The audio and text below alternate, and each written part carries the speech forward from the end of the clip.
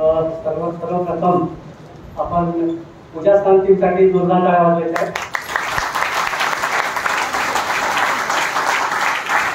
खूप सुंदर असं त्या ठिकाणी पूजास्थान निर्माण झालेलं आहे. निश्चितपणे जो काही माझा विषय आहे आणि त्या विषयाला निश्चितपणे आपल्याकडनं एक स्फूर्ती मिळालेली आहे आणि मला प्रेरणा मिळालेली आहे. अशा प्रकारचं आपण पूजास्थान या ठिकाणी निर्माण केलेलं आहे. आणि त्याचप्रमाणे आदरणीय धर्मशाळेनी अमोघमणी यांनी देखील अल्पसा असा सुंदर असा माझा परिचय केला आहे. त्यांचं मी धन्यवाद व्यक्त करतो. तर सर्वप्रथम आपले जे आदर्श आहेत, श्रद्धास्थान आपले भगवान बुद्ध, तसेच आपले जे ज्याला आपण म्हणतो आपला स्वाभिमान आहे, आपला अभिमान आहे, जसे आपले बोधिसत्व डॉक्टर बाबासाहेब आंबेडकर, त्याप्रमाणे आपले सर्वांचे कल्याण मित्र आदरणीय पूज्य भंते संघरक्षित त्यांना सर्वप्रथम मी अभिवादन करतो, त्यांना नमन करतो.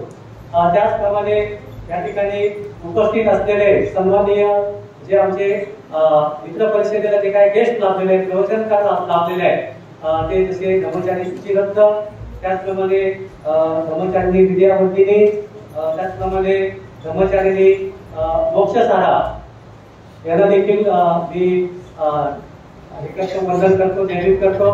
त्याचप्रमाणे या ठिकाणी उपस्थित असलेले आमचे धर्म मंचकावरती कर्मचारी ज्ञानसेन, त्याचप्रमाणे आमच्या ऑर्गनायझेशन जे आहे मित्र परिषदेचे त्याचे प्रमुख कर्मचारी शांतीराजा, आणि त्याचप्रमाणे आपण जे सगळे जे मित्र संघटक या परिषदेला उपस्थित झालात, महिला आणि पुरुष आपण सर्वजण, आणि ह्या ठिकाणी सर्व उपस्थित असलेले कर्मचारीगण, म्हणजे जरी मित्र संघटक नसले तरी आपण देखील या ठिकाणी खूप अशी मौल्यवान उपस्थिती या ठिकाणी दाखवली आपण सर्वजण.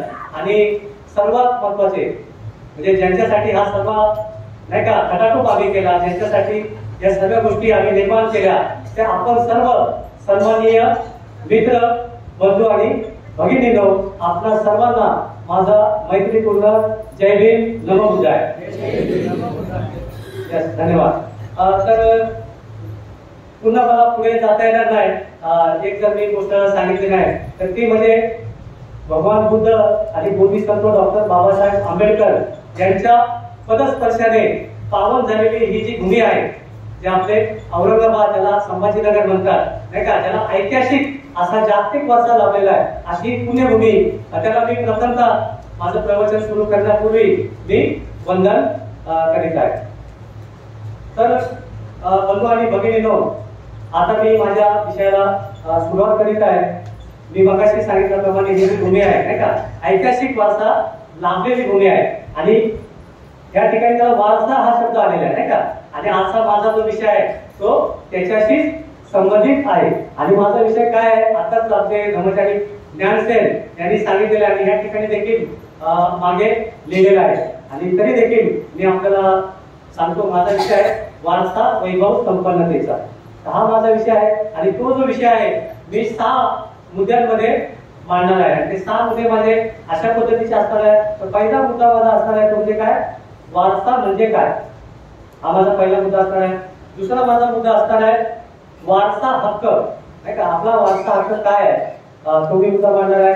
माझा तिसरा मुद्दा असणार आहे हा जो वारसा आहे तो कसा मौल्यवान आहे नाही का, हे मी मांडणार आहे. आणि माझा तिसरा मुद्दा असणार आहे हा वारसा कसा अभिमानाचा आहे नाही का, या वारसाचा अभिमान कसा केला पाहिजे, गौरव कसा केला पाहिजे, तर तो मुद्दा माझा चौथा असणार आहे. आणि 5वा जो माझा मुद्दा असणार आहे, हा वारसा कसा आहे, नश्वर नाही आहे, हा वारसा कसा आहे, शाश्वत आहे आणि सुंदर आहे नाही का. त्याला मला असं म्हटलं की शाश्वत सौंदर्याचा वारसा, हा माझा चौथा 5वा मुद्दा असणार आहे. आणि माझा 6वा आणि शेवटचा मुद्दा असणार आहे आम्ही वारसदार या वैभव संपन्नतेचे. तर अशा प्रकारे ह्या 6 मुद्द्यांमध्ये मी आपल्याला आपल्याशी हितगुज करणार आहे, आपल्याशी संवाद साधणार आहे. बंधू आणि भगिनींनो, मित्रांनो, मी आपल्याला प्रवचन देत नाही, तर मी आपल्याशी काय करणार आहे, संवाद साधणार आहे. कारण आपल्याला काय करायचंय, आपल्याला संवाद साधायचा आहे, आपल्याला आपल्या वारशाचा शोध घ्यायचा आहे, आपल्याला आपल्या वारशाला काय करायचंय, पुन्हा प्रज्वलित करायचंय. आणि त्यासाठी मी या ठिकाणी उभा आहे, आपल्याशी संवाद साधण्यासाठी. तर मग आता पाहूया की वारसा म्हणजे काय. आता वारसा म्हटलं तर सर्वात प्रथम आपल्याला कोणती गोष्ट लक्षात येते. तर वारसा म्हटलं तर आपल्याला सर्वात प्रथम जी गोष्ट येते ती म्हणजे काय, प्रॉपर्टी आहे ना. मला किती प्रॉपर्टी मिळणार आहे, माझ्या वडिलांकडनं, माझ्या वडिलांकडून काय प्रॉपर्टी आहे, माझ्या पतीकडनं, माझ्या पत्नीकडनं, जे काय नाही का आपले जे पूर्वज आहे त्याच्याकडनं मला काय प्रॉपर्टी मिळणार आहे, याच्याकडे पहिली गोष्ट आपल्याला वारसा म्हटलं तर आपल्याला ती गोष्ट लक्षात येणार आहे. पण आपण जरा पाहिलं तर बघा, समजा आपली एखादी भगिनी आहे, तिचं लग्न होतं आणि ती सासरी जाते आणि समजा चुकून जर तिच्या काही वर्तणुकीमध्ये काही मिस्टेक झाली किंवा गडबड झाली तर त्या घरचे लोक काय बोलतात किंवा ती सासू काय बोलते, तिच्या समोर नाही बोलणार नाही का, कारण हल्ली काय धाडस होत नाही, हल्ली महिला थोड्याशा स्ट्रॉंग आहे, सासू काय बोलू शकत नाही. पण तिच्या नापावसात काय बोलणार, तर ह्या मुलीला त्याच्या आई वडिलांनी चांगले संस्कार दिले नाही आहे ना, असंच बोलणार ना, बरोबर का. असं बोलणार का हिने एवढा पैसा आणलेला आहे आणि ही चांगली वागत नाही, असं बोलतात का. तर संस्काराविषयी बोलतात. आणि आपण देखील बघा, आपण देखील आपला जो मुलगा आहे नाही का, आपली मुलगी आहे, जर ती चुकीची वागत असेल तर आपण काय म्हणतो, तुला मी हे संस्कार दिले का आहे ना. आपल्या मुलांना देखील आपण असंच बोलतो. पण जर आपली मुलं चांगली निघाली, चांगली घडली तर काय होतं, आपले मित्र परिवार, आपले शेजारी पाजारी, आपले नातेवाईक काय म्हणतात, ही मुलं खूप चांगली आहे, काय म्हणतात, अगदी आईवरती गेलेले आहे, तिचं बोलणं, तिचं चालणं, तिचं वागणं काय म्हणतात, एकदम आईसारखे आहे ना, असं बोलणार ना, खूप चांगली मुलगी आहे ना, आई वडिलांनी खूप चांगले संस्कार दिलेले आहेत. आणि जेव्हा आपण असं आपल्या मुलाविषयी ऐकतो आपल्याला काय वाटतं, अभिमान वाटतो नाही का, आपल्या मुलाचा आपल्याला काय वाटतो, अभिमान वाटतो. तर अशा प्रकारे हे जे संस्कार आहे, हे संस्कार दुसऱ्या तिसऱ्या काय नसून काय आहे, वारसा आहे नाही का, त्याचा आपल्याला अभिमान वाटतो. तर अशा प्रकारे हा जो नाही का तो वारसा आहे, जो पाहायला गेलं तर तो कसा आहे, जशा प्रकारचा आपल्याला वारसा लाभलेला आहे नाही का, मला तुम्हाला, तर त्याची अभिव्यक्ती आपल्याला तशी होते. जसा मला वारसा लाभलाय तशा प्रकारची अभिव्यक्ती मला नाही का आपल्याला दिसते, माझी अभिव्यक्ती. आणि ही जी अभिव्यक्ती आहे कशातून निर्माण होते, कशातून दिसते, आचरण म्हणजे नेमकं काय, तर आपलं व्यक्तिमत्व आहे ना, आपलं व्यक्तिमत्व, आपला स्वभाव, या स्वभावातून काय होतं, आपल्याला काय दिसतं, आपल्या वारसाची अभिव्यक्ती दिसते. तर अशा प्रकारे आपलं जे व्यक्तिमत्व आहे, आपला जो स्वभाव आहे, त्या स्वभावातून आपल्याला कोणत्या प्रकारचा वारसा लाभलाय हे आपल्याला दिसत असतं. आणि मग म्हणूनच आपलं व्यक्तिमत्व आणि आपला स्वभाव हा वारसाचा काय एक भाग आहे, हे आपण लक्षात ठेवलं पाहिजे. आणि मग हा जो वारसा आहे, हा जो वारसा आहे एका दिवसात निर्माण होतो का, होतो का एका दिवसात. आपण काय म्हणतो, घरात समजा एखादं बाळ जन्माला आलं, तर आपण काय म्हणतो, हा आजोबावरती गेला आहे ना, हा आजीवरती गेला, त्याच्या पाऊल खुणा असतील, त्याच्या काय खुणा असतील, तर आपण तसं बोलतो. म्हणजे काय, एखादा वारसा निर्माण होतो, हा एका दिवसात निर्माण होत नाही. तर अशा म्हणतात की शतकांची जीवनशैली असते. काय म्हणतात, शतकांची जीवनशैली असते, ती अनेक शतकांपासून, आपल्या पिढीपासून ती आपल्यापर्यंत आलेली असते. वारसा एका दिवसात निर्माण होत नाही. तर अशा प्रकारचा जो वारसा आहे नाही का, शतकांच्या जीवनशैलीतून निर्माण होतो. आणि हा मूर्त स्वरूपातील जो वारसा आहे, आपल्या पूर्वजांचे पराक्रम, त्यांचे विचार, त्यांची जीवन पद्धती आणि त्यांचे आचरण हा काय करतो, आपल्याला प्रदर्शित करीत असतो. आणि मग अशा प्रकारचे जर आपले पूर्वज जे कर्तृत्ववान असतील नाही का, आणि मग त्या पूर्वजांचा काय होतो, आपल्याला अभिमान वाटतो. आणि आपल्याला वाटतं नाही, मला पण काय केलं पाहिजे, त्यांच्या पावलावर पाऊल ठेवून चाललं पाहिजे. असं अशा प्रकारची प्रेरणा आपल्याला काय करतो, हा वारसा आपल्याला देत असतो. आणि मग हा जो वारसा आहे, तो वारसा काय करतो, आपल्याला उत्तम व भव्य दिव्य निर्माण करण्याचा आग्रह, अर्थात आपल्याला काय करतो, हा वारसा आपल्याला देत असतो. आपण काहीतरी केलं पाहिजे नाही का, आपण भव्य दिव्य केलं पाहिजे, अशा प्रकारचा जो आपल्यासमोर जो वारसा असतो, तो काय करतो, आपल्याला आग्रह करतो. अशा प्रकारचा हा वारसा असतो. आणि हा जो वारसा आहे, हा जो आपल्याला लाभलेला जो वारसा आहे, आपल्याला आपलं जे जीवन आहे ते वैभव संपन्नतेकडे नेण्यासाठी आगेकूच करण्यासाठी काय करतो तो मदत करत असतो नाही का. हा जो वारसा आहे आपल्याला आपल्या जीवनामध्ये वैभव संपन्नतेकडे आगेकूच करण्यासाठी तो काय करतो वारसा आपल्याला मदत करत असतो. आणि सर्वात महत्वाची गोष्ट वारसा आपल्याला काय करतो आपल्या जीवनाला दिशा देतो. आपल्याला माहित आहे बोधिसत्व डॉक्टर बाबासाहेब आंबेडकर काय म्हणतात, आई वडिलांनी काय केलं पाहिजे, मुलाला फक्त जन्म देता कामा नये. काय काय म्हणतात बाबासाहेब, काय म्हणतात हा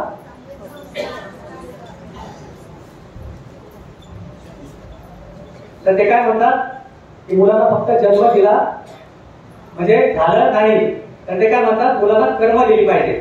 काय म्हणतात कर्म दिली पाहिजे. मग कर्म काय, तर कर्म दुसरं तिसरं काय नसून काय आहे, हा वारसा आहे.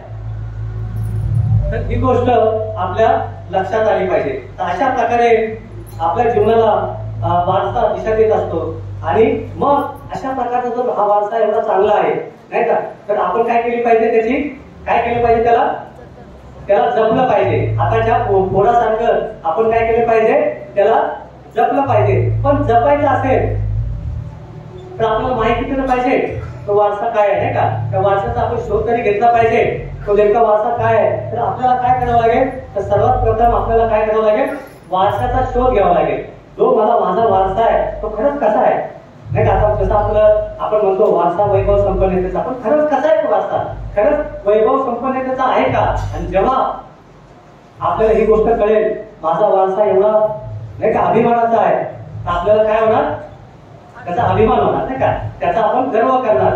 आणि आपल्याला काय वाटणार, यस काय तर माझा हा वारसा आहे, आपल्याला अभिमान वाटणार. तर आपल्याला अभिमान वाटला पाहिजे आपल्या वारशाचा, आपल्याला त्याच्याविषयी गर्व असला पाहिजे आपल्या वारशाचा. आणि मग नुसता गर्व असून फायदा नाही, नुसता गर्व करून फायदा नाही. तर असं म्हणतात त्या वारशाची आपण काय केली पाहिजे, त्या वारशाचं संवर्धन केलं पाहिजे, त्याचा विकास केला पाहिजे. आणि तो वारसा आपल्या पुढच्या पिढीला आपण काय केलं पाहिजे, सुपूर्द केला पाहिजे. पुढच्या पिढीला आपण काय केलं पाहिजे, दिला पाहिजे. पण पुढच्या पिढीला वारसा आपल्याला असं देता येईल का, देता येईल का. आपण जर सांगितलं हे 50 किलोचं वजन उचल आणि त्याची तेवढी ताकद नसेल तर उचलू शकेल का. तर त्याच्यामुळे आपली दुसरी जबाबदारी असते, तर ज्यांना आपण सुपूर्द करणार आहे तर त्यांना काय करायचं, आपल्याला तयार करावं लागेल है ना, त्यांना सक्षम बनवावं लागेल. आणि त्यांना सक्षम बनवण्याचं देखील काम कोणाचं आहे, आपलं आहे. तर अशा प्रकारे वारसाचं आपल्याला संवर्धन करायचंय आणि तो पुढच्या पिढीला आपण काय करायचं आहे, सुपूर्द करायचा आहे. आणि अशा सुपूर्द करायचा आहे, कोणाकडे सुपूर्द करायचा नाही, तो काय असेल, सक्षम असेल आणि तो तयार असेल. तर बंधू आणि भगिनींनो, अशा प्रकारचा काय वारसा म्हणजे काय, ही गोष्ट आपल्याला पहिली समजून घेतली पाहिजे. आणि वारसा किती महत्वाचा आहे ही गोष्ट आपल्याला लक्षात आली पाहिजे. आणि मग आता वारसा म्हणजे काय आपण पाहिलं आहे ना. मग आता आपला वारसा कोणता आहे, जो आपल्याला म्हणतो नाही का, आपल्याला वाटतं आता प्रॉपर्टीसाठी खूप भांडणं चालतात, काही भावनात भांडणं असतात. मला एवढंच दिलं, मला तेवढंच दिलं, किती आपण अधिकार गाजवतो. माझा हक्क आहे ना, माझा हक्क आहे, मला आई वडिलांची ही जी काय म्हणतो प्रॉपर्टी आहे किंवा वारसा आहे तो मला मिळालाच पाहिजे. अगदी आपण काय करतो, कोर्ट कचऱ्यापर्यंत जातो आहे ना आपल्या वारसा हक्कासाठी. मग हा वारसा हक्क कोणता आहे, तो खरा आपण म्हणतो तो वारसा आपला आहे. कारण ही जी काय प्रॉपर्टी आहे, जे काय भौतिक गोष्टी आहेत, जरी तो वारसा असला नाही का, म्हणजे त्याला निश्चित प्रमाणात काही ना काही महत्व आहे. पण आपण जर पाहायला गेलं तर खरा वारसा हक्क आपला काय ते जर समजलं तर आपल्याला काय वाटेल, हा जो वारसा आहे तो आपल्याला भौतिकतेचा, त्याचं महत्व आपल्या जीवनामधून आपल्याला काय होईल, कमी होईल. तर आपल्याला वारसा हक्क काय हे आपल्याला समजलं पाहिजे. आणि मग हा वारसा हक्क समजून घ्यायचा असेल तर भगवान बुद्धाला जेव्हा संबोधी प्राप्त होते आणि संबोधी प्राप्ती झाल्यानंतर ते दुसऱ्या वर्षी, म्हणजे संबोधी प्राप्त झाल्यानंतर दुसऱ्या वर्षी ते कपिलवस्तूच्या जवळपास ते आलेले असतात. आणि ही गोष्ट कोणाला कळते, शुद्धोधन राजाला कळते. आणि मग ते काय करतात, निरोप पाठवतात, भगवान बुद्धांना निरोप पाठवतात आणि त्यांना घरचं आमंत्रण देतात की कृपया तुम्ही आम्हाला भेटायला यावे. आणि भगवान बुद्ध शुद्धोधन राजाची जी काय विनंती आहे ते मान्य करतात आणि ते आपल्या घरी जातात. आणि घरी गेल्यानंतर ते सर्वप्रथम काय करतात, आपले जे पिताश्री आहे शुद्धोधन राजा यांची भेट घेतात, नाही का. त्यांचं जे काही संभाषण होतं ते खूपच भावूक झालेले असतात, नाही का. त्या पूर्ण मी त्या प्रसंगाला सांगणार नाही, पण त्याच्या काही गोष्टी मी सांगण्याचा प्रयत्न करणार.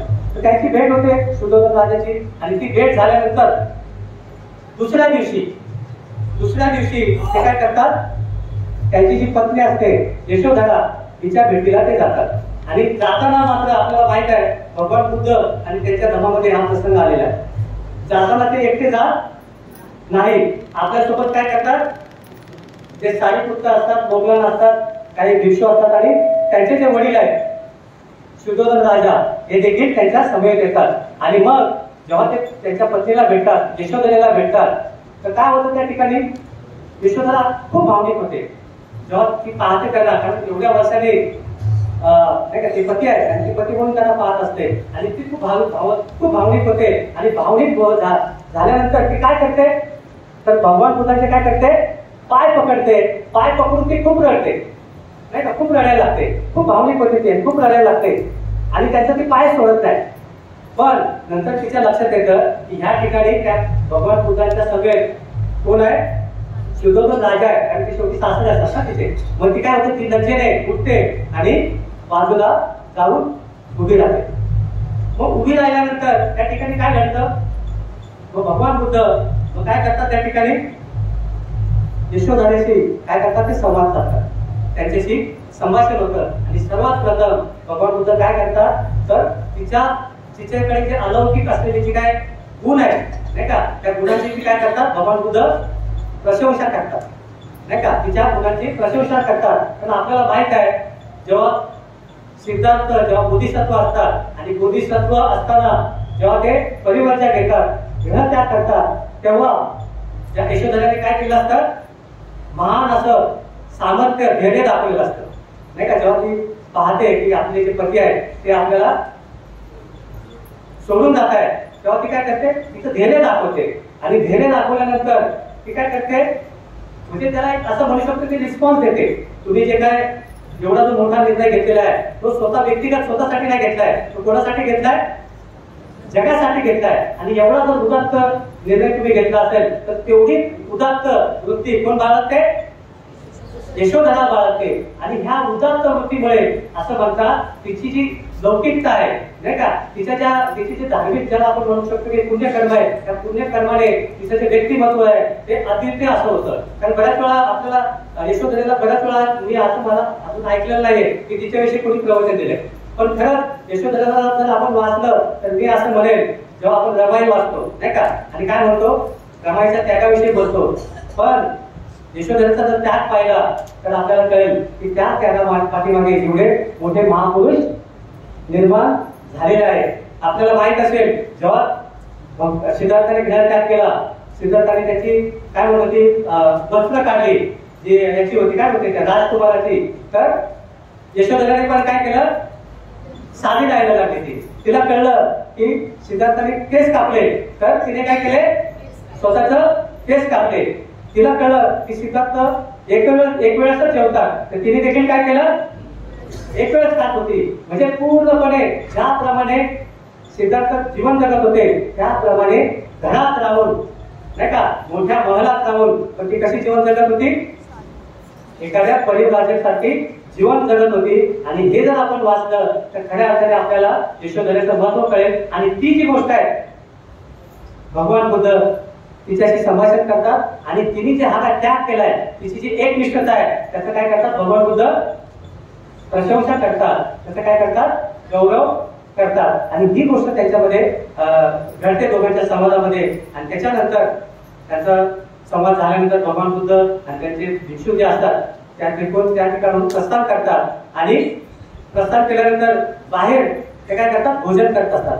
आणि भोजन करताना मग यशोधरा असते, राहुलला आवाज देते.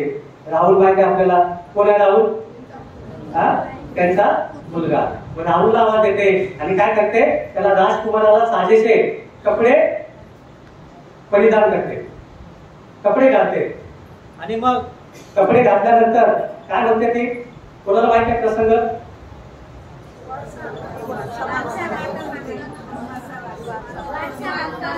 वारसा हक्क. यस.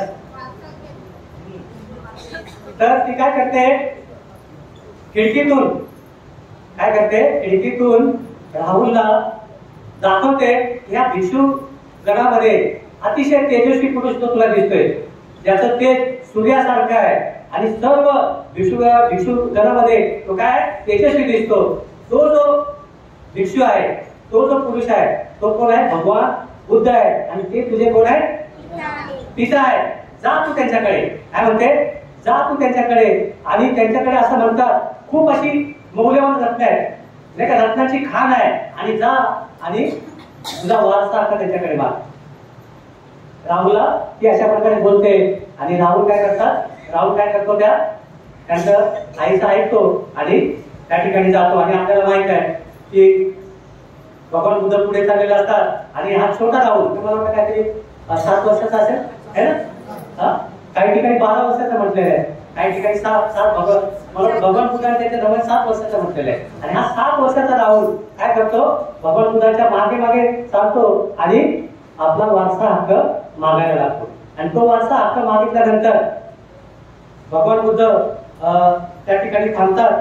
आणि थांबल्यानंतर त्यांच्यासोबत कोण असतात, साडीपुत्र असतात. आणि साडीपुत्रांकडे पाहून ते काय म्हणतात, हसतात, जरा स्मित हास्य करतात. आणि साडीपुत्रांना ते बोलतात नाही का, आपल्या राहुलला उद्देशून काय बोलतात, ते असे म्हणतात, चिंता आणि दुःख उत्पन्न करणारे, चिंता आणि दुःख उत्पन्न करणारे नाशवंत धन मला देता येणार नाही. काय म्हणतात, ते चिंता व दुःख उत्पन्न करणारे नाशवंत धन मला कोणाला देता येणार नाही, राहुलला देता येणार नाही. ते कोणाला सांगतात, साडीपुत्राला सांगतात, म्हणजे सिद्धार्थाला राहुलला उद्देशून. आणि असं बोलल्यानंतर पुढे ते असं म्हणतात की ज्याचा कधीही क्षय होणार नाही, ज्याचा कधीही क्षय होणार नाही असा पवित्र जीवनरूपी धनाचा वारसा मात्र मी तुला देऊ शकतो. काय म्हणतात, ज्याचा कधीही क्षय होणार नाही असा पवित्र जीवनरूपी धनाचा वारसा मात्र मी देऊ शकतो. अशा पद्धतीने साडीपुत्राला ते बोलतात राहुलला उद्देशून. आणि मग राहुलला ते काय म्हणतात, बघ बाळा, माझ्याकडे सोनं नाही, माझ्याकडे पैसा नाही, हे जे काय भौतिक गोष्टी आहेत ते माझ्याकडे नाही आहे, मी तुला ते देऊ शकत नाही. पण माझ्याकडे असा एक वारसा आहे नाही का, असा वारसा आहे, तो मौल्यवान वारसा आहे, जो आध्यात्मिक वारसा आहे, त्या धनाचा वारसा मी मात्र तुला देऊ शकतो. असा हा जो वारसा आहे माझ्याकडे विपुल आहे, खूप माझ्याकडे तो वारसा आहे. आणि तू जर समर्थ असतील, आता या ठिकाणी शब्द लक्षात ठेवा, काय म्हणतात भगवान बुद्ध, तू जर समर्थ असतील तर मी तुला या आध्यात्मिक वारसा द्यायला मी तयार आहे. आणि मग आपल्याला माहित आहे 7 वर्षाचा राहुल, आता त्याची जी परिपक्वता किती असेल आपण लक्षात घ्या.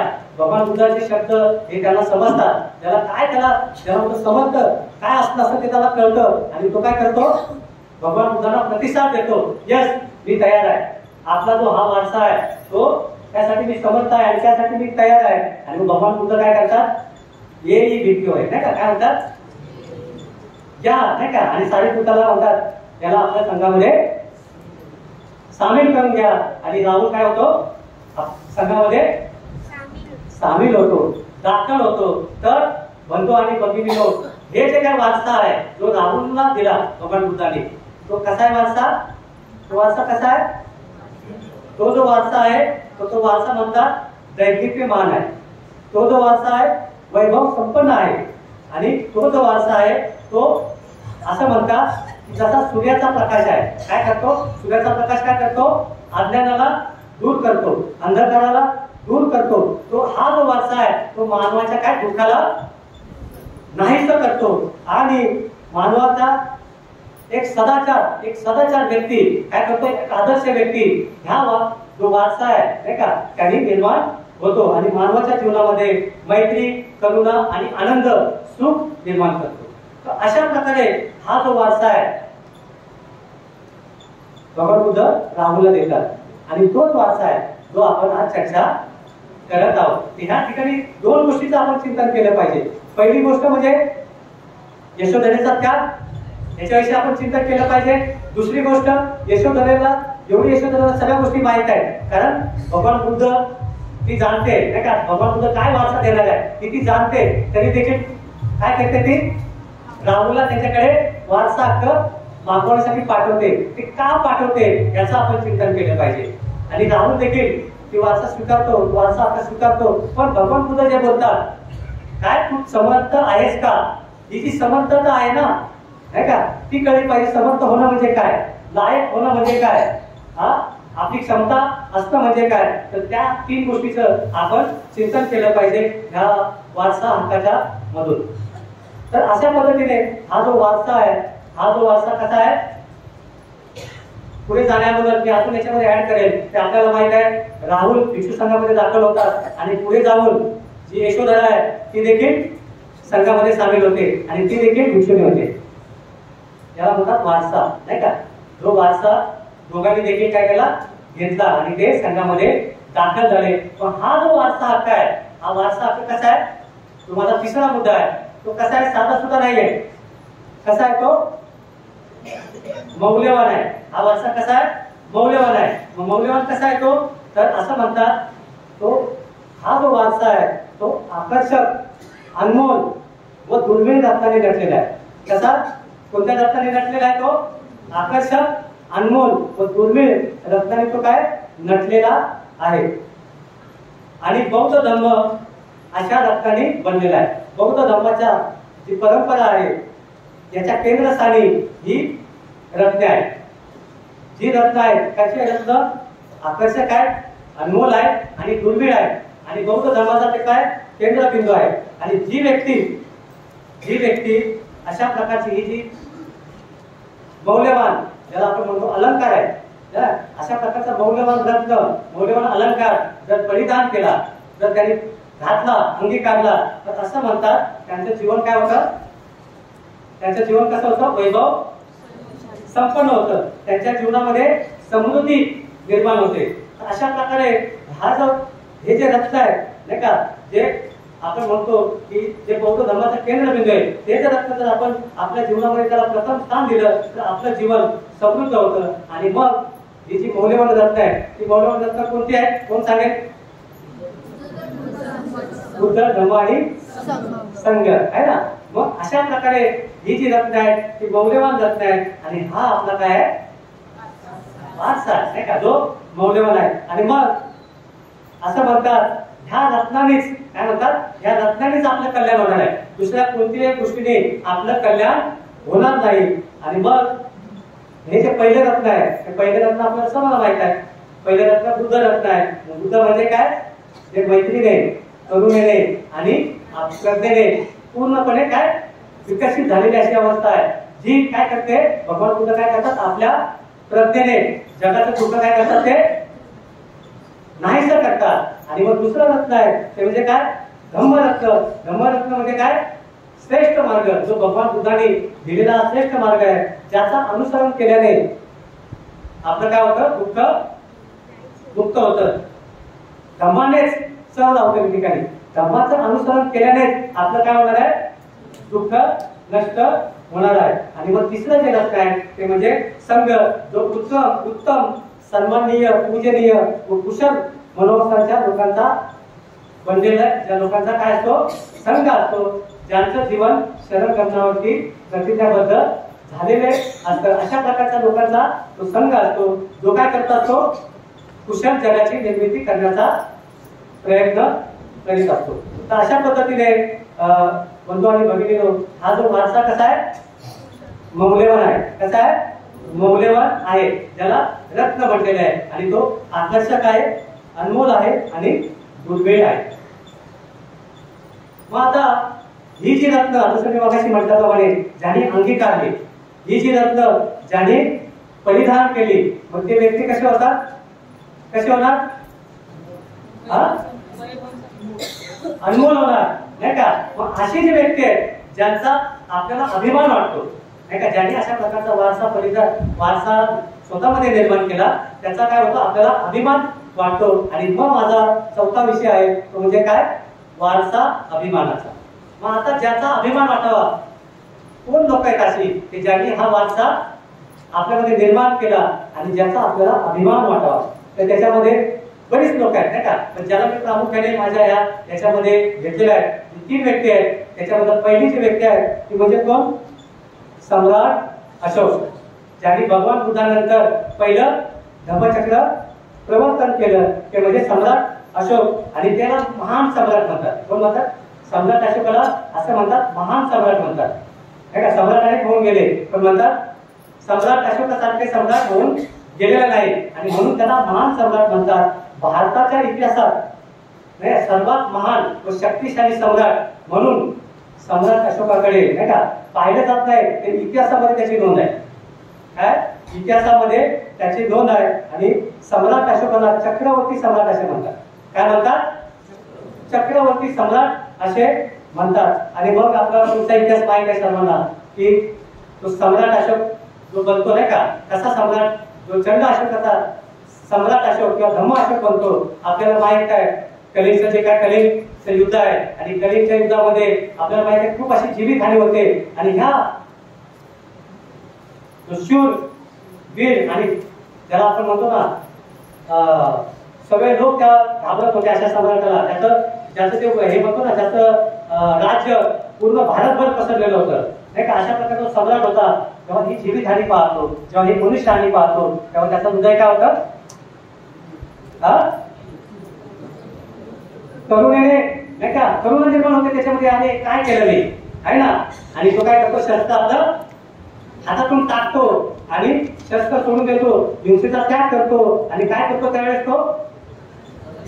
मानवतावादी बौद्ध धर्माचा स्वीकार करतो. आणि तेव्हा आपल्याला माहित आहे तेव्हा जर तो सम्राट अशोकाचा जो प्रवास आहे तो जर पाहिला तर निश्चितपणे त्याचा आपल्याला अभिमान वाटल्याशिवाय राहणार नाही. आणि संपूर्ण जीवन आपल्याला माहित आहे की हे जे सम्राट आहे सम्राट अशोक आपलं संपूर्ण जीवन काय करतात?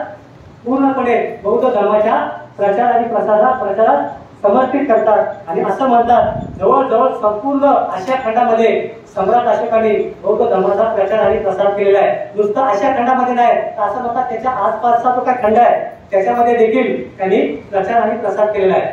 मग हा जो वारसा आहे ते तिथेच थांबले नाही. आपल्याला माहित आहे त्यांच्या मुलांना त्यांनी हा वारसा दिलाय. कोण त्यांची मुलं? कोण सांगेल? संघमित्र आणि महेंद्र नाही का. हे देखील त्यांच्या पावलावर पाऊल ठेवून हा वारसा पुढे नेतात. आणि अशा पद्धतीने आपण जर पाहिलं तर सम्राट अशोकांचं जर कार्य पाहायचं असेल तर आपल्याला माहित आहे त्यांचे शिलालेख पहा, त्यांचे स्तंभ पहा. आपल्याला भारताच्या कानाकोपऱ्यात आपल्याला दिसतील. आणि आपण पाहिलं तर असं म्हणतात सम्राट अशोकाने नुसतं मानवाचं कल्याण केलं नाही त्याच्या राज्यामध्ये तर प्राणी मात्र नाही का सर्व प्राणी मात्रांच्या हितासाठी त्यांनी काम केलं. प्राणी मात्रांसाठी त्यांनी दवाखाने बांधले. त्यांनी प्राणी मात्रांची हिंसेला त्यांनी काय केलं? बंदी घातली नाही का. खूप काही गोष्टी त्यांनी केल्या. जर आपण पाहायला गेलं असं म्हणतात की सम्राट अशोकाने जेवढं काम केलं नाही का मानवाच्या विकासासाठी असं कोणीच केलेलं नाही. आणि म्हणून असं म्हणतात की जगामध्ये त्याची नोंदणी आहे की सम्राट अशोकाचा सारखा जगामध्ये सम्राट झालेला नाही आणि माहिती नाही पुढे होईल का नाही का. अशा पद्धतीने सम्राट अशोक आहे. आणि म्हणूनच आपल्याला माहित आहे बाबासाहेबांनी काय केलेलं आहे. घटनेची जेव्हा निर्मिती झाली बाबासाहेबांनी काय केलं आपल्याला माहित आहे. सम्राट अशोकाचा मान कुठे केला त्यांनी? मान सन्मान काय दिला सम्राट अशोकाला? भारताचा ध्वजामध्ये काय आहे? अशोक चक्र आहे. भारताची राजमुद्रा काय आहे? आहे ना स्तंभ आहे ना. म्हणजे भारताची राजमुद्रा भारतात म्हणजे कोणत्याही गव्हर्नमेंटचं आपण हे पाहिलं तर त्याच्यावर काय असतं? राजमुद्रा असते. आणि हा साधा गौरव आहे का? म्हणजे सम्राट अशोक किती महान असतील की तिथे एवढे जे लोक असतील त्यांना बाबासाहेबांनी सांगितले की भारताचा खऱ्या अर्थाने वारसा काय आहे? तो कोणता आहे? सम्राट अशोकाचा आहे. सम्राट अशोकाचा आहे म्हणजे कोणता आहे? बौद्ध धर्माचा आहे, बुद्धाचा आहे. अशा पद्धतीने नाही का सम्राट अशोक आहे. आणि त्याच्याविषयी आपल्याला काय होईल? काय होईल? अभिमान होईल नाही का. तर हा वारसाचा आपल्याला अभिमान आहे. सम्राट अशोक कोणाचे आहेत? आमचे आहेत ते. आणि त्याचा आपल्याला काय पाहिजे? अभिमान पाहिजे. तर अशा पद्धतीने हा वारसाचा आपल्या सम्राट अशोकांच्या माध्यमातून आपल्याला अभिमान नाही का निर्माण होतो आणि मग आपण दुसरे जे ज्याचा अभिमान बाळगावा अशा पद्धतीने पुढचं जे व्यक्तिमत्व आहे ते म्हणजे कोण आहे, ज्यांनी दुसरं धर्मचक्र प्रवर्तन केलं, त्याला असं म्हणतात आधुनिक सम्राट अशोक म्हणतात. काय म्हणतात? आधुनिक सम्राट अशोक म्हणतात. कोण? डॉक्टर बाबासाहेब आंबेडकर. आणि आपल्याला माहित आहे आपल्याला बाबासाहेबांविषयी काय सांगायचं नाही का. बाबासाहेबांचा जन्म आपल्याला माहित आहे की ज्या समाजाने अतिशय खालच्या स्तराला जो समाज दिला होता नाही का, त्या समाजामध्ये ज्याला आपण अस्पृश्य समाज म्हणतो त्या समाजामध्ये बाबासाहेबांचा जन्म झाला आहे ना. पण योगायोगाने असं होतं की त्यावेळेस इंग्रजांचं राज्य होतं आणि इंग्रजांचं राज्य असल्यामुळे आपल्याला माहित आहे नामजी बाबा सुभेदार असतात आणि त्याच्यामुळे बाबासाहेबांना काय होतं, शिक्षण घ्यायला संधी मिळते. जर समजा इंग्रजांचं राज्य नसतं तर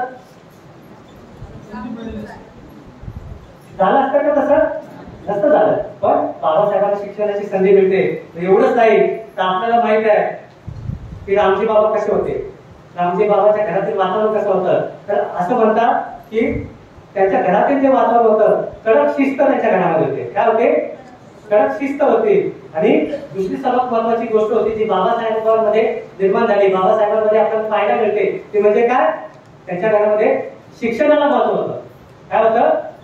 शिक्षणाला महत्व होतं. आपल्याला सर्वांना माहित आहे रामजी बाबा कुठे बाजारात गेले तर काय आणायचे, बाबासाहेबांना पुस्तक आणायचे. तर अशा पद्धतीने शिक्षणाचं महत्व घरामध्ये होतं. आणि दुसरी तिसरी गोष्ट कशाचं महत्व होतं घरामध्ये, कोण सांगेल मला? कबीरपंथी होते. म्हणजे काय, त्यांच्या घरामध्ये धार्मिक संस्कार होते नाही का. तर अशा पद्धतीने बाबासाहेबांच्या जो काय त्याला होतो ना, बाबासाहेबांचं पिंड जे आहे ते अशा पद्धतीने घडले आहे. लहानपणापासूनच त्यांना काही संस्कार मिळालेले आहे. आणि जसं आपण कबीरांचं म्हटलं तर कबीरांचे दोहे नाही का रोज त्यांच्या घरामध्ये बोलले जायचे. आणि तेव्हाच कबीराच्या दोह्याच्या माध्यमातून बाबासाहेबांवरती नाही का आपल्याला माहित आहे संतांवरती कोणाचा प्रभाव होता, कोणाचा प्रभाव होता, बौद्ध धर्माचा होता. आणि अशा एक प्रकारे अप्रत्यक्षपणे बाबासाहेबांवरती कसा संस्कार झाला, बौद्ध धर्माचा झाला. आणि अशा पद्धतीने बौद्ध धर्माचा संस्कार संतांच्या माध्यमातून कबीराच्या दोह्याच्या माध्यमातून बाबासाहेबांवर तेव्हा झाला होता. पण आपल्याला माहित आहे की जातीय सत्य आहे नाही का. आपल्याला माहित आहे लहानपणापासून तर शेवटपर्यंत बाबासाहेबांना सोसावे लागले. आणि त्या माध्यमातून आपल्याला माहित आहे की बाबासाहेबांमध्ये ज्याला बोलू शकतो की काय दृष्टी प्राप्त झाली नाही का, की आपल्याला काय केलं पाहिजे. त्यांनी जेव्हा ते अन्याय अत्याचार जे काय जातीचे पाहिले. आणि आपल्याला माहित आहे अनेक असे जे टर्निंग पॉईंट आहेत बाबासाहेबांच्या, आपण जर पैलू पाहिले नाही का, एक घटना पाहिल्या तर बाबासाहेबांना काय सत्य तिथे कळालंय की मला काय केलं पाहिजे नाही का. ह्याच्या सगळ्या गोष्टीचा मी पाढा वाचत नाही, पण सर्वात महत्वाची गोष्ट मी ह्या ठिकाणी सांगेल की खऱ्या अर्थाने बाबासाहेबांच्या जीवनाला दिशा देणारी एक गोष्ट मात्र घडलेली आहे. आणि ती कोणती गोष्ट, तर बाबासाहेबांना काय झालं, लहानपणी असताना काय होतं, जेव्हा त्यांचा सत्कार कधी केला जातो 10वी पास झाल्यावरती. आणि तेव्हा काय त्यांना दिलं गेलं,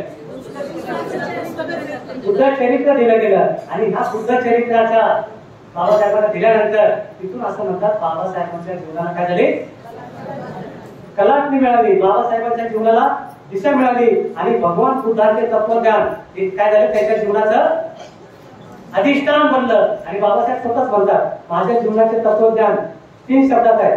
कोणते 3 शब्द, कोण सांगेल? बाबासाहेबांच्या जीवनाचं तत्वज्ञान काय, ज्याच्यातून ते म्हणतात की माझ्या जीवनाचं तत्वज्ञान त्याच्यातून मी मोठा झालो आणि माझ्या सर्व कार्याचा तो काय आधारस्तंभ आहे. त्याचे 3 तत्वज्ञान कोणते बाबासाहेबांच्या जीवनाचे, कोण सांगेल?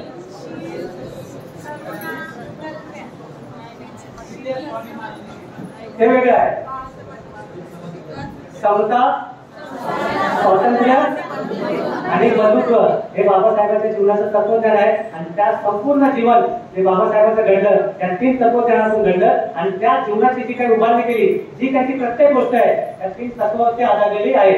जीवन एवढंच नव्हे तर प्रत्येक गोष्ट संविधान देखील त्याच्यावरती आधारित आहे.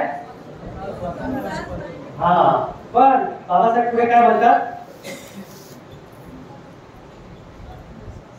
नाही का? बाबासाहेबांना माहिती आहे आपल्याला की बाबासाहेबांच्या अनेक गोष्टी होत्या. त्यांच्यामध्ये जिद्द होती, महत्वाकांक्षी होते नाही का, चिकाटी होती. पण बाबासाहेब पुढे असंही म्हणतात, मी माझ्या जीवनामध्ये 3 देवतांची पूजा केलेली आहे. हा, 3 देवतांची पूजा केलेली आहे. त्या देवतांची उपासना केल्यामुळे मी एक श्रेष्ठ माणूस बनलेला आहे नाही का. आता कोणती देवता? हा हा, विद्या, अजून स्वाभिमान. तर बाबासाहेबांची जसं तुम्ही म्हटल्याप्रमाणे 3 दैवत आहेत ज्यांनी आयुष्यामध्ये त्याची उपासना केली. ते म्हणजे काय? विद्या, शील आणि स्वाभिमान आहे ना.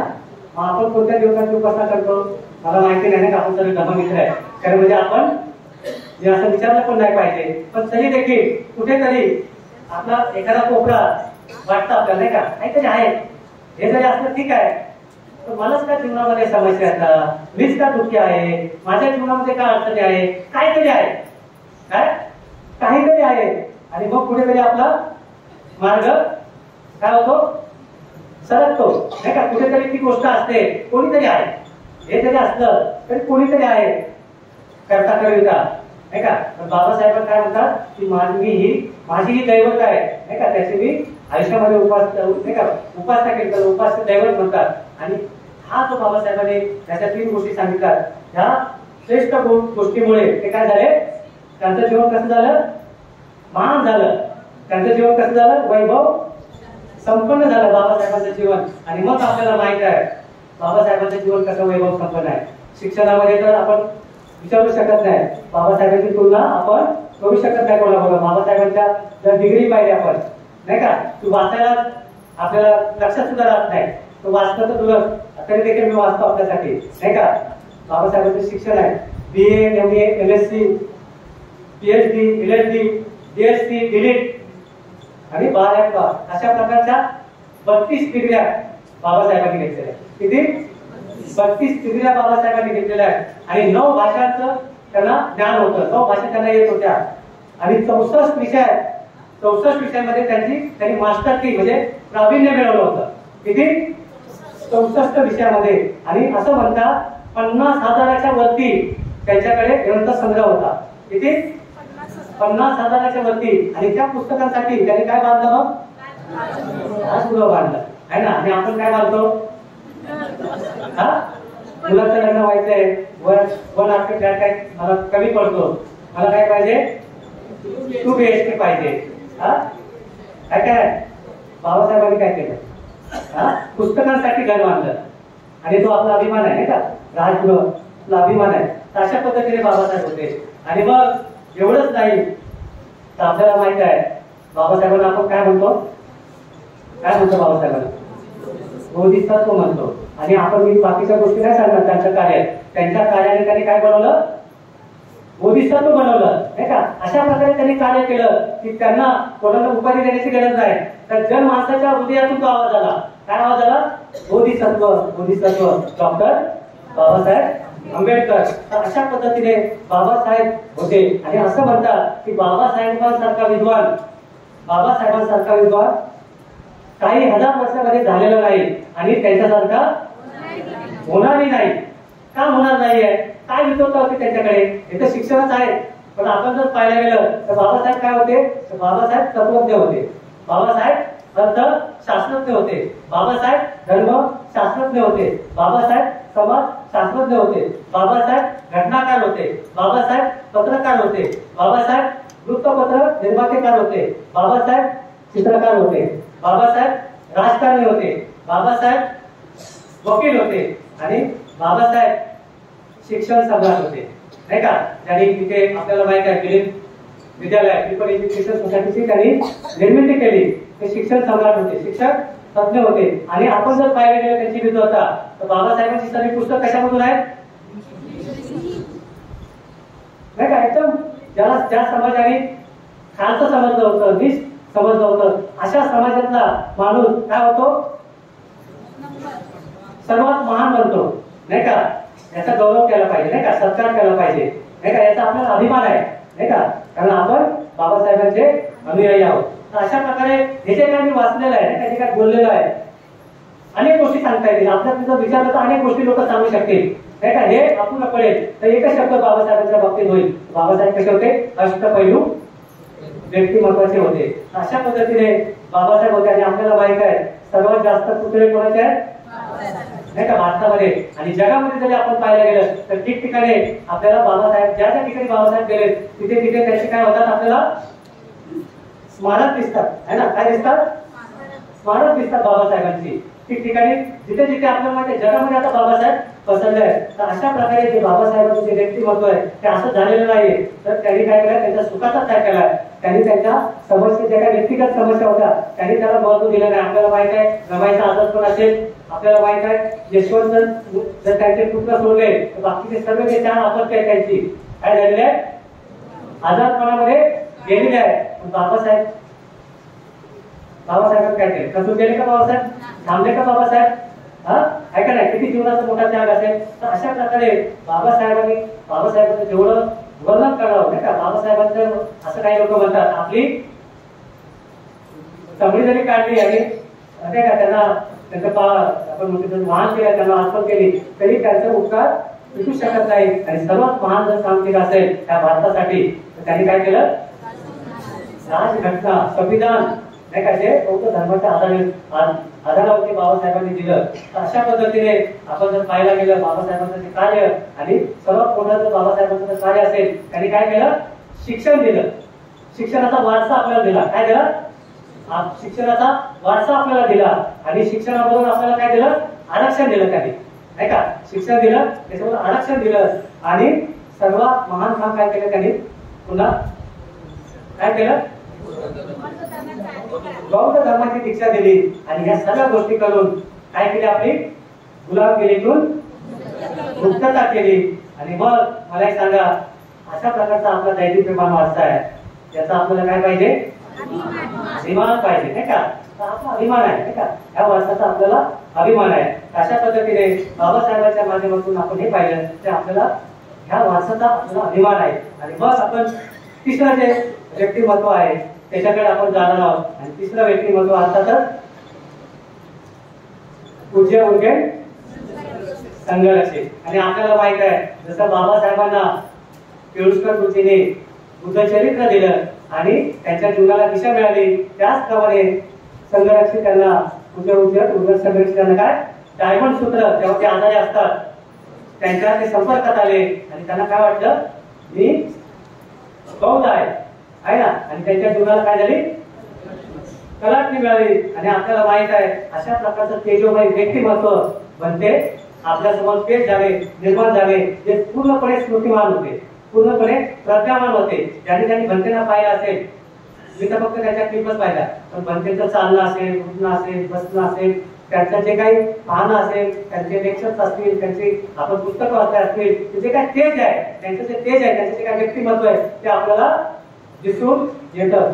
एवढंच नव्हे तर आपल्याला माहित आहे की कोणाला ते जमलं नाही. जसं बाबासाहेबांनी केलं तसं भंतेने जे केलं ते कोणाला जमलं नाही. आधुनिक काळामध्ये जे जे काही संघ आहे त्या संघाला ते जमलं नाही. त्यांनी काय केलं? नव समाजाची निर्मिती त्यांनी केली. तो नव समाज कोणता? इथे तुम्ही बसले जे आम्ही आहोत. असं कोणाला जमलं नाही. एका सर्वसामान्य माणसाला त्यांनी काय केलं?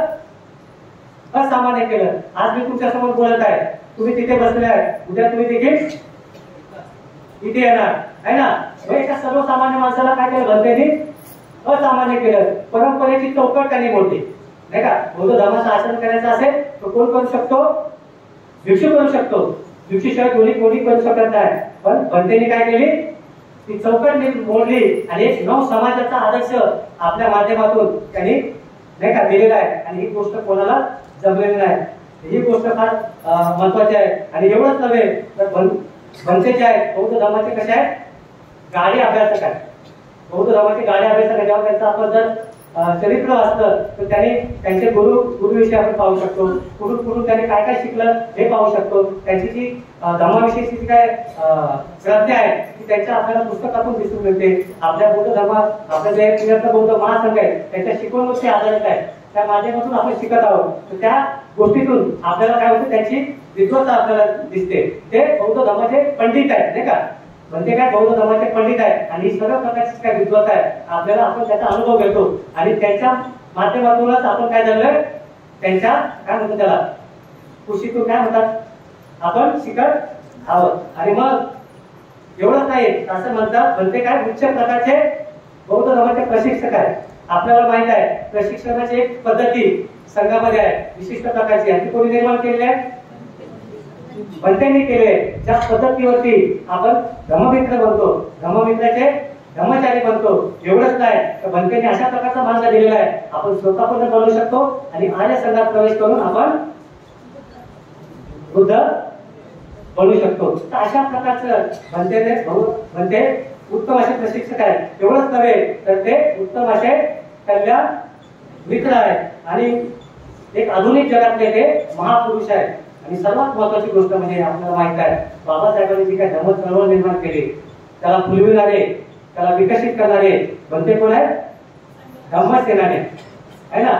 म्हणजे धम्मसेनाने की ज्याने बाबासाहेबांची जी चळवळ आहे ती काय केली, त्याला विकसित केले. आणि मग आपल्याला माहित आहे भंतेच्या बाबासाहेबांच्या 3 भेटी झाल्या आणि 3 भेटीतून त्यांना जे परिणाम झाला त्यांच्या मनावरती आणि बाबासाहेबांकडनं त्यांनी काय केली, प्रेरणा घेतली. आणि त्या प्रेरणेतून आपल्याला माहित आहे भंतेने एवढ्या ही जी चळवळ आहे बौद्ध महासंघाची चळवळ ही त्या प्रेरणेतून निर्माण झालेलं आहे. आणि त्याचं महत्व जर आपल्याला कळत असेल तर आपल्या सर्व काही लोकांना माहित असेल, काही लोकांना माहिती नसेल. पण बाबासाहेब जेव्हा बौद्ध धर्माची दीक्षा घेणार होते तेव्हा त्यांनी भंतेला विनंती केली होती की तुम्ही या धर्मांतराचं काय करा, नेतृत्व करा.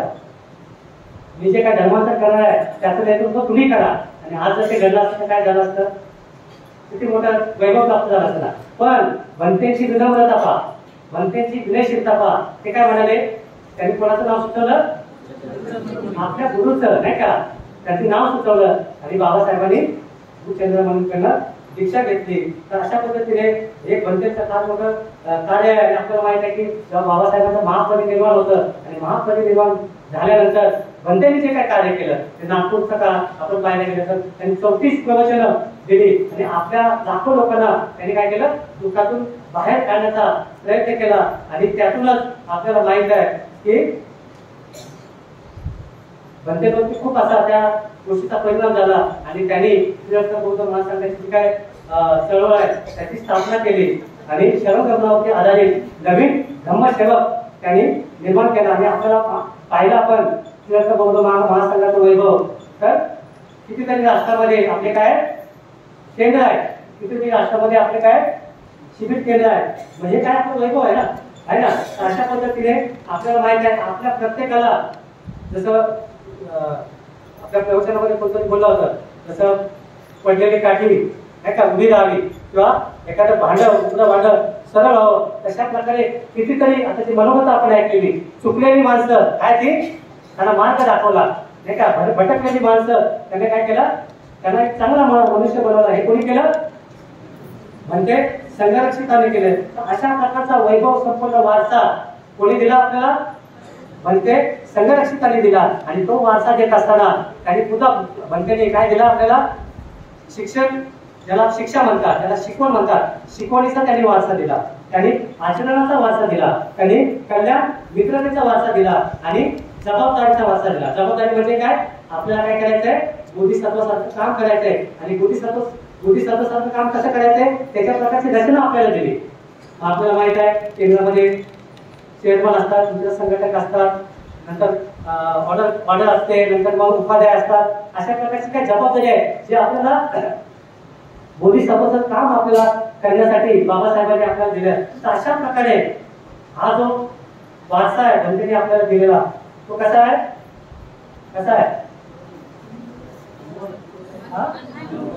अनमोल आहे. आपल्याला वाटतं का त्याचा अभिमान,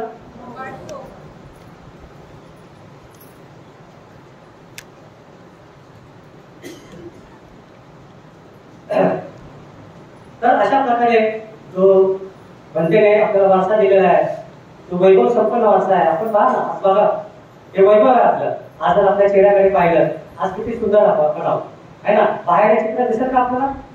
नाही दिसत, आहे का नाही. हे बघा किती सुंदर आहे. आपण सर्व लोक सुंदर आहोत, खूप छान लोक आहोत आणि बनतेमुळे आहोत, आहे का. अशा प्रकारचा वैभव संपन्न वारसा आपल्याला बनतेने दिलेला आहे. आणि मग पुढे आपण हा जो वारसा आहे, हा वारसा कसा आहे? मौल्यवान तर आहे, पण असं म्हणतात तो सुंदर पण आहे. नुसता सुंदर नाही आहे, तर तो कसा आहे? शाश्वत आहे. त्याचा नाश होणारा नाही आहे, तो कसा आहे? शाश्वत आहे. आणि तो शाश्वत कसा आहे? आता मी जास्त त्या डिटेल मध्ये जाणार नाही, कारण मला वेळेवेळी देखील बघावं लागेल. तर नाही का, भगवान बुद्धांकडे जेव्हा आम्रपाली येते भगवान बुद्धांना भेटायला, तेव्हा आम्रपाली तुम्हाला माहित आहे, खूप असं म्हणतात की जगामध्ये एक सुंदर स्त्री, तिचं असं वर्णन आलेलं आहे. खूप सुंदर आम्रपाली, खूप सुंदर होती. आणि तिकडचे जेव्हा ते भिक्षू त्यांना पाहतात, तर एक भिक्षू असं म्हणतात, मी अशी सुंदर स्त्री पाहिलेलीच नाही, इतकी सुंदर स्त्री आम्रपाली होती. भगवान बुद्धांना भेटायला येते, म्हणजे भगवान बुद्धांना काय सांगते? माझ्याकडे सर्व काही आहे. काय सांगते? माझ्याकडे सर्व काही आहे, पण मी कशी आहे? दुःखी आहे. मी काय सर्व असून पण मी दुःखी आहे. आणि तेव्हा भगवान बुद्ध काय तिला सांगतात? आम्रपालीला म्हणतात, हे जे काही सौंदर्य आहे, नाही का, हे जे काही वैभव आहे तुझ्याकडे, हे कसं आहे? अनित्य आहे, ते नष्ट होणार आहे, आणि त्याच्यामुळे तू दुःखी आहेस. काय? त्याच्यामुळे तू दुःखी आहे. तर तू काय कर म्हणतात की तुला दुःख जर तुला दूर करायचं असेल, तर जे शाश्वत आहे, काय शाश्वत आहे ते म्हणतात की आपलं मन जर आपल्याला आनंदी करायचं असेल, सुखी करायचं असेल, तर ते तिला काय सांगतात? आपल्या मनावरती तू काम कर. आणि आपल्या मनावरती जर काम करायचं असेल, मग तिला ध्यानाचं महत्व सांगतात, आणि तिला ध्यान सराव सांगतात. आणि इथून पुढचं जे तुझं जीवन आहे ते काय कर? जागृतीपूर्वक कर. अशा प्रकारचा ती सल्ला देतात, आणि ती तिच्या जीवनामध्ये परिवर्तन होतं. आणि त्याला धरूनच मोठे भिक्षू जे असतात त्यांना देखील ते उपदेश करतात. आणि त्यांना काय उपदेश करतात? ज्याला तुम्ही सौंदर्य समजता, ज्याला सुंदर समजता, आपले नाक आहे, डोळे आहे, नाही का, जे आपलं शरीर आहे, आपल्याला काय वाटतं? हे आपलं काय? सुंदर आहे. पण ते काय म्हणतात? ही सुंदरता कशामुळे आहे? नाक आहे, डोळे आहेत, कान आहे, ज्याला आपण सुंदर म्हणतो, नाही का. नाक जर आपलं सत्तासारखं असेल, डोळे जर आपले हरणेसारखं असेल, आपण काय म्हणतो? वा, सुंदर आहे, नाही का. पण तिथे भगवान बुद्ध काय म्हणतात? त्याचं काम काय? नाकाचं काम काय? डोळ्याचं काम काय? कानाचं काम काय? जीवाचं काम काय? तर हे सर्व काम कसं आहे? घाणेरडीने येते, आहे ना. आपल्या सर्व गोष्टी बाहेर पडण्याच आहे, ते कुरूप, नाही का, कुरूप आहे. ज्याच्यामध्ये तुम्ही सुंदरता पाहता, ते सुंदर नाहीये. तर भगवान बुद्ध काय म्हणतात? सुंदरता कशामध्ये आहे? तर आपलं जे करुणामय हृदय आहे, काय? करुणामय हृदय आहे, याच्यामध्ये सुंदरता आहे, आणि ते शाश्वत आहे म्हणतात. का शाश्वत आहे म्हणतात? तर करुणामय हृदय ज्याच्यामध्ये आहे, ज्याच्यामध्ये मैत्री आहे, ती आसक्ती विरहित असते, ती आसक्ती संबंधित नसते, ती आसक्ती बंधनामध्ये नसते, आणि म्हणून ती शाश्वत आहे. जर आपण आपलं मन करुणाने भरलं, करुणा हृदय आपलं निर्माण केलं, तर ते कसं असणार आहे? सुंदर असणार आहे आणि शाश्वत असणार आहे. तर अशा पद्धतीने हा जो आपला वारसा आहे, तो कसा आहे? शाश्वत सौंदर्याचा वारसा आहे. आणि सर्वात आता शेवटी मी माझ्या समारोपाकडे जाणार आहे. तो वारसा कसा आहे मग आपला? हा वारसा कसा आहे मग? आपण या वारसाचे कोण आहोत? वारसदार आहोत. पण कोणत्या वारसाचे? जो कसा आहे? वैभव संपन्न आहे. या वैभव संपन्नाचे आपण काय? वारसदार आहोत. आणि मग हा वारसा कसा आहे? त्रिरत्नाचा वारसा आहे, नाही का. 3 रत्नाचा वारसा आहे. आणि आपल्याला माहित आहे भगवान बुद्ध आपल्याला तो दिलेला आहे हा वारसा. पुन्हा आपल्याला माहित आहे भगवान बुद्धानंतर जे काही संघ त्यांनी निर्माण केला, त्या संघाच्या माध्यमातून बाबासाहेबांनी आणि भंते संघ रक्षकांनी आपल्याला हा वारसा आपल्यापर्यंत आणलेला आहे. आणि अशा प्रकारे आपण ह्या वैभव संपन्न वारसाचे कोण आहोत? आपण वारसदार आहोत. आणि मग हा वारसा आपल्याकडे कसा आला? कसा आला आपल्याकडे वारसा? कोण सांगेल? कसा आला? आपोआप आला का? हा, नाही का. तर हा वारसा कसा आला आपल्याकडे? तर आपल्याला दीक्षा कोणी दिली? धम्ममित्राची दीक्षा कोणी दिली? आपल्या चेअरमनने दिली, आहे ना. त्यांच्या माध्यमातून आपल्याकडे हा वारसा आला. चेअरमनला दीक्षा कोणी दिली? त्यांच्या आचार्याने दिली, आहे ना. आणि आचार्यांना कोणी दिली दीक्षा? भंतेंच्या शिष्याने दिली, जे प्रमुख शिष्य होते. आणि भंतेंचे जे शिष्य होते त्यांना कोणी दीक्षा दिली? भंतेंनी दीक्षा दिली. आणि भंतेंना कोणी दीक्षा दिली? भूचंद्रावणी दिली. आणि मग भूचंद्रमुनींना कोणी दिली असेल दीक्षा? त्यांचे जे काय आचार्य आहेत त्यांनी दिली. आणि आपल्याला माहित आहे बाबासाहेबांनी आपल्या पूर्वजांना दीक्षा दिली, बरोबर का? आपले आई वडील असतील, आपले बंधू असतील, त्यांना दीक्षा दिली. आणि बाबासाहेबांनी कोणाकडे दीक्षा घेतली? भूचंद्रमुनींकडे घेतली. आणि मग ही जी लिंक आहे, ही जी चैन आहे, कोणाकडे जाते? कोणाकडे जाते? बुद्धांपर्यंत जाते, आहे का नाही? बुद्धांपर्यंत जाते. मग आपण साधी सुद्धा व्यक्ती आहोत का? आपल्याला आपण जी दीक्षा घेतली साधी सुद्धा आहे का? तर आपल्याकडे आपण डायरेक्ट बुद्धांकडे आपलं कनेक्शन, नाही का? आपण बुद्धाला काय म्हणतो? आपण बुद्ध कोण आहे? बुद्धाला आपण काय म्हणतो? सूर्य म्हणतो, नाही का? आदित्य म्हणतो. मग त्या आदित्याचे, सूर्याचे कोण आहोत आपण? किरण आहोत आपण. त्या सूर्याचे कोण आहोत? आपण किरण आहोत. त्या वैभव संपन्नाचे आपण कोण आहोत? वारसदार आहोत. आणि हाच आपला काय दीक्षेचा काय धम्ममित्र दीक्षेचा उद्देश आहे. मग अशा प्रकारचा हा जो वारसा आपल्याला मिळालेला आहे, तर आपण काय केलं पाहिजे? आपल्याला ही जी काय ज्योत आहे, धम्ममित्र आपण बनलो, मग ह्या ज्योतीला आपण काय केलं पाहिजे? काय केलं पाहिजे? जर बिजली असेल तर काय केलं पाहिजे? पुन्हा काय केलं पाहिजे? प्रज्वलित केली पाहिजे, तिला पुन्हा पेटवली पाहिजे, त्याला प्रकाशमान केलं पाहिजे. आणि सर्वात महत्वाची गोष्ट म्हणजे ज्यांची ज्योत पेटलेली आहे त्यांनी काय केलं पाहिजे? तिला संरक्षण केलं पाहिजे, ती विझू देता कामा नये. आणि ज्यांची विजायला लागली त्यांनी काय केलं पाहिजे? तिला प्रज्वलित केली पाहिजे, तिला पेटवलं पाहिजे, तिला विझू देता कामा नये. आणि हा जो प्रकाश आहे, जो बुद्धांचा प्रकाश आहे, हा बाबासाहेबांनी आपल्याला दिलेला आहे आणि भंतेने आपल्याला दिला आहे. तर ही आपण गोष्ट जाणली पाहिजे. आणि हा जो 3 रत्नांचा हा प्रकाश कोणता आहे? 3 रत्नांचा आहे. बुद्ध धम्म संघाचा प्रकाश आहे. आणि त्याच्यामुळे आपण कशा आहोत? जसं आपण म्हणतो 3 रत्न म्हणजे काय? आकर्षक आहे, अनमोल आहे आणि दुर्मिळ आहे. मग आपण कसे आहोत? अनमोल आहोत, आकर्षक आहोत आणि दुर्मिळ आहोत. कसे? तर ते थोडक्यात मी सांगेन. बघा, आपण आता एवढे लोक आहोत, एवढे लोक कमी आहेत का? याच्यामध्ये खूप लोक आहेत का? पण आपण किती कमी लोक आहोत या ठिकाणी उपस्थित? कमी संख्येने आहोत ना, म्हणून ते काय दुर्मिळ आहे, नाही का? बरोबर. आणि आकर्षक आणि अनमोल कशा आहेत? बघा, आपण पाहतो तर बाह्य जगातली जी लोक आहेत ती काय करतात? द्वेषाने वागतात. पण आपण काय करतो? द्वेषाने वागतो का? कसे वागतो आपण? मैत्रिणी वागतो ना. बाह्य जगातील जे लोक आहेत ते कसे? स्वार्थीपणाने, आसक्तीने वागतात. आपण कसे वागतो? लोकांना मदत करतो, आपल्याकडे दान भावना आहे. बाह्य जगातील लोक हे कसे असतात? अतृप्त असतात, नाही का? आसक्ती असते त्याच्यामध्ये. पण आपल्यामध्ये काय? शांती आणि संतुष्टीचं आपण आचरण करतो. बाह्य जगातील लोक सर्रास मोठं बोलतात, आपण काय करतो? आपण आपलं जे वाणी आहे ते काय करतो? वाणीचा आचरण करण्याचा आपण प्रयत्न करतो. बाह्य जगातील लोक या आसक्तीने भरलेले आहेत आणि ते आपलं जीवन बेहोशपणे जगतात, नाही का? पण आपण काय करतो? जागृतीचा दिवा आपल्यामध्ये काय करतो? तेव्हा ठेवत असतो. आणि अशा प्रकारे बाह्य जगातील काही लोकांचे संबंध आहेत हे आसक्तीवरती आधारित आहेत. आपले संबंध कशावरती आधारित आहेत? कशावर आधारित आहेत? मैत्री आणि कल्याण मित्रत्वावरती आधारित आहे. आणि म्हणून आपण सर्वसाधारण व्यक्ती नाही आहोत, आपण कोण आहोत? ग्रेट व्यक्ती आहोत. आपण साधे नाही आहोत, लक्षात ठेवा. आपण ग्रेट व्यक्ती आहोत. आपण काय? जे आपलं जे आपली जी सुरक्षा आहे ती रत्नामध्ये आहे, ती रत्न बौद्ध महासंघामध्ये आहे. आणि म्हणून जर आपण ग्रेट आहोत, आपण असामान्य आहोत, आपण काय केलं पाहिजे? पुन्हा एकदा आपण काय केलं पाहिजे? आपल्या आचरणासाठी जे आपण धम्ममित्र बनत असताना जे घेतलेलं आहे कटिबद्धता, त्याला काय केलं पाहिजे? पुन्हा आजच्या दिवशी काय झालं पाहिजे? आपण कटिबद्ध झालं पाहिजे. आणि कटिबद्ध का झालं पाहिजे? तर आपण कोण आहोत? बुद्धांचे अंश आहोत. कोण आहोत आपण?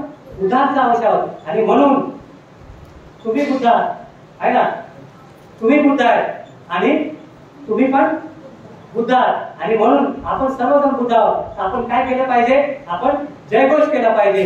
जयघोष काय केला पाहिजे? की मी बौद्ध आहे, मी पंचशीलाचं आचरण करेन आणि मी त्रिरत्न बौद्ध महासंघामध्ये माझा विकास आहे. तर मी काय करेन? त्रिरत्न बौद्ध महासंघामध्ये कटिबद्ध होऊन माझं जीवन चालवेल. तर धन्यवाद. जय भीम. नमो बुद्धाय.